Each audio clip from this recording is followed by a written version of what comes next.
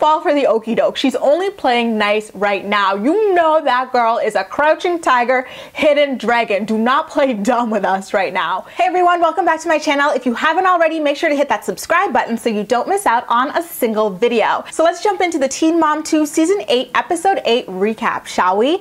The episode kicks off with Kail letting us know that both she and Jo are planning to take Isaac to his first day of first grade together. So we quickly cut over to Jo getting Isaac ready for school, which is a really sweet father-son moment. Next up, Cole and Chelsea feel for their baby's heartbeat before he quickly leaves, and Chelsea Blondie comes over and they start talking about the baby's gender and how Chelsea really doesn't want it to be aired out on TV before Cole really approves because it is his first child. It's also the kid's first day of school over in Leah's world, and we see her actually pick them up from school, and she lets us know that the twins are separated by bus because Allie is on a special needs bus. The kids are, as usual, eating a bunch of like junk food and candy in the back seat. Addie drops something on the floor, Gracie snitches, and Leah tells her that she's going to be disciplining her when she gets home. And so when the family gets home, little Addie is on timeout with her arms out like something straight out of A Christmas Carol, I think the film is. And one thing I do have to say about Leah is that she is really good at disciplining her kids. I feel like that doesn't really get mentioned too much around like the internet and stuff like that, but she really is good at disciplining her kids. Now, over in Wilmington, Janelle picks up her nephew Jace to take him out to lunch with her, David, and Marissa before she quickly starts complaining about the fact that Nathan is communicating to her too much about their shared son, Kaiser. So according to Janelle, Nathan is just talking to her because he wants to get back with her, and he's also complaining that Kaiser isn't really disciplined, and it seems like he doesn't really have that much structure over at Janelle and David's home, to which David replies, Kaiser runs this house. He doesn't need structure. I was like, bitch, what?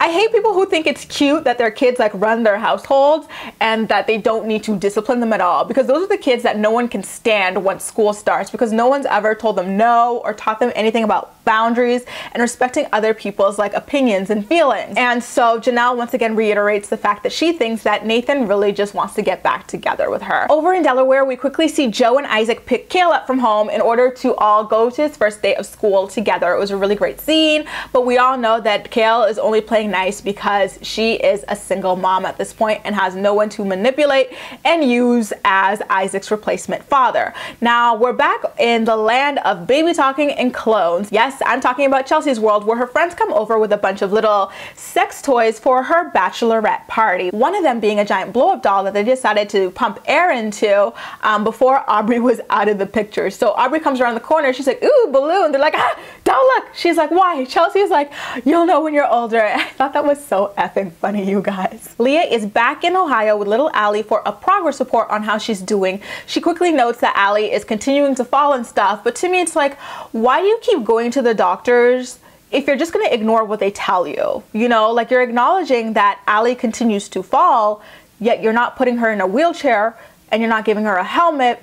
And we saw the last episode that you also don't give her a life jacket. So it's like, what are you clogging up the system for? Like, you go over there, you listen to Dr. Tao as he tells you what you need to do to maintain her strength and like preserve her, and then you talk about how you don't need to do that. So it's like, why do you know how much gas costs for you to be trekking all the way up to Ohio just to ignore doctor's orders? It was very, very odd. But Dr. Tao did note that Allie seems to be getting a little bit stronger, particularly in her upper body. And then he lets Leah know that they should probably test Gracie for the same disease as well. To which Leah replies, hey, I thought we tested her for that already. But it turns out that they were testing Gracie for other things, not specifically MD, and that they would like to see her back over there just to make sure everything's okay with her as well. Things got pretty intense in the world of Jo and V, you guys. The two of them are sitting there playing around with their daughter when V asks Jo whether or not he wants to go back to court and get 50-50 custody in writing.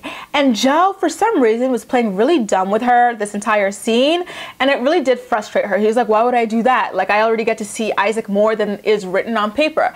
And V was like, well, that's because Kail is a single mom right now, and like, she doesn't have the strength to fight you, but you know how she could be. Like, we saw what she did the last time. Why don't you get it in paper now before she decides to up and leave again, or like up and do something that'll jeopardize, you know, your relationship with Isaac and the amount of time that you get to see him. And Jo is like, listen, nothing can ever come between me and Isaac. Listen, Jo, if Kail goes back to the court and files another bullshit restraining order against you, or like makes up accusations like she's done in the past, yeah, that can absolutely get in between you and Isaac. Like, don't fall for the okie doke. She's only playing nice right now. You know that girl is a crouching tiger, hidden dragon. Do not play dumb with us right now. And obviously V got really frustrated because like she knows how Kail can be. She's like, listen, Jo, things are good right now, but get it in writing. I'm telling you, especially considering like the fact that we have a daughter right now, she's not going to be second fiddle to anything, especially not Kail's whims. And so the conversation kind of just tapers off there. I don't know why Nathan was so heavily on Janelle's mind this episode, but like as she and David are driving, she just casually lets him know that like a mutual friend of hers and Nathan's has let her know that Nathan called her and spoke about like the idea of getting back together with Janelle at some point like down the line in life, which is very odd considering the way that he made fun of her for having 3 kids but 3 daddies last episode. And so David was obviously super pissed off by that whole thing. We then move over to Nathan's house when he and his friends are sitting around and talking about the whole Janelle thing. And y'all, I am telling you, my jaw literally dropped to the floor when Nathan admitted that like he texted David saying that he had thought about like getting back together with Janelle and how like they were perfect at a certain point. I was like, what? Like after the fight you put up, remember Janelle was like, I haven't touched another man's skin for 2 years, and you still didn't want her. You called her trailer trash who won the lottery. Like you dogged her out and you were thinking about a chance getting back together with her, and the only thing that sealed it as a no for you was the fact that she got pregnant again.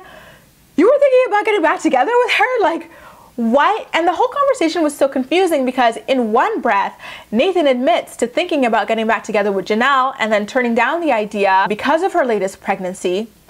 But then he also, in another breath, says, I don't understand why David's mad. I would never get back together with Janelle. No, but you just said, huh? I didn't understand what the hell kind of train of thought this guy was on, but like, it was so far from the station. I just was like, you literally just said you get back together with her, and then you're calling David stupid for interpreting it the way you admitted to saying it. What? Okay, let me tell you guys something here. At this point in Chelsea's scene, I literally had to put it on mute because I was sick of all the freaking baby talking. Literally everybody who interacts with this girl thinks it's cute to like talk in baby voice, and it's annoying as hell. Like I literally put it on mute and put my lip reading skills to the task. So I'm not exactly sure what they talked about, but I like made out through their lips things like Coley Daddy, lace, dress, and wedding. And it's like, put that all together and you already know what she's gonna say. Something about a dress for the wedding. Maybe it's not gonna fit, maybe it will fit. Who knows? Who cares? And side note, does anyone else think that her friend Brittany looks like the poor man's Audrina Patridge? Y'all, I swear to God, I'm sorry for not having a replay of that scene, but I literally just can't like stand to listen to people talk like that for so long. It's so annoying, right? Anyway, we now see Jo head over to Kail's home where he talks to her about the custody situation that he was discussing with V. Was anyone else surprised to see him bring it up to her? I was like, you seemed so pissed off at V for bringing it up, and that you didn't even want to consider it, but you went over to Kail's place to discuss it, knowing like how irrational she is. You really wanted to rock the boat like that, Jo. Anyway, as predicted, Kail was like so like unreasonably hostile. She wasn't even paying full attention to him in conversation. She was browsing like freaking ColourPop or nastygal.com in the middle of a discussion about like her child's custody. She was like, listen, right now it would be really hard for me to go fight you in court because I'm already going through a divorce, you know, and I just need your help right now. And this was a really good moment of humility for her, but at the same time, I see straight through her BS. I know a narcissist when I see it, and to me, Kail is every bit of a manipulative ass narcissist. She is only playing nice right now because she's got no ally, but the minute she gets herself a new target, Jo, you are being kicked to the curb. Just look at the way Javi's being treated. Just look at the way Javi's being treated if you forgot how bad it was for you. So anyway, towards the end of the conversation, Kail then tells Jo, listen, thank you so much for even bringing this up to me, instead of just running to the courts and like blindsiding me with documents. And Jo is like, you're welcome, Kail. I've never done that to you. and I would never do that to you. And catching the shade, Little Miss Miserable was like, well, I can't say the same. And the way she said it, y'all, was so dry and remorseless. And I was like, she is not sorry, you know, and she will absolutely do it again in the future. But you know what? On the positive side, you've got what, like 11 more years now, just 10 more years. Just hang in there. You've already made it through almost 10 now. And I forgot to actually mention, at a certain point, Kail hints at not liking V. And I was like, why would you dislike V at that point? What happened between them, you guys? Let me know in the comment section. I felt so out of the loop there. Y'all, don't worry. I am almost done recapping this dry ass episode. So now David and Janelle are on their way to go drop Kaiser off for Nathan's visitation. And Janelle notes that Nathan's not going to be the one picking up Kaiser, but like his mom instead. She complains about how Nathan's not spending enough time with Kaiser, blah, blah, blah, blah. And then she also tells David that Nathan's mom drops the dime on the fact that he actually doesn't really visit him that much when he gives them to his parents to watch. And I found that really, really sad. But like Janelle being like, oh, what's up with Nathan? His priorities are out of whack. He'd rather party. Like, why would you rather party than watch your son? Janelle, need we remind you? I don't feel guilty about going out because I'm a teen and I'm a mother. I wish my mom could just understand that just because I'm pregnant doesn't mean I have to stop going out. So my mom is starting to take the lead since watching Jace is just too much for me. Okay, my mom doesn't understand why I want to go out, but I don't understand what the problem is. Jace doesn't need me. He's got my mom. Isn't the baby going to daycare while I go to school? He starts this coming week. I can't wait for that. I'm sorry, but I have to put my son on hold because I have other that I need to deal with. Yeah.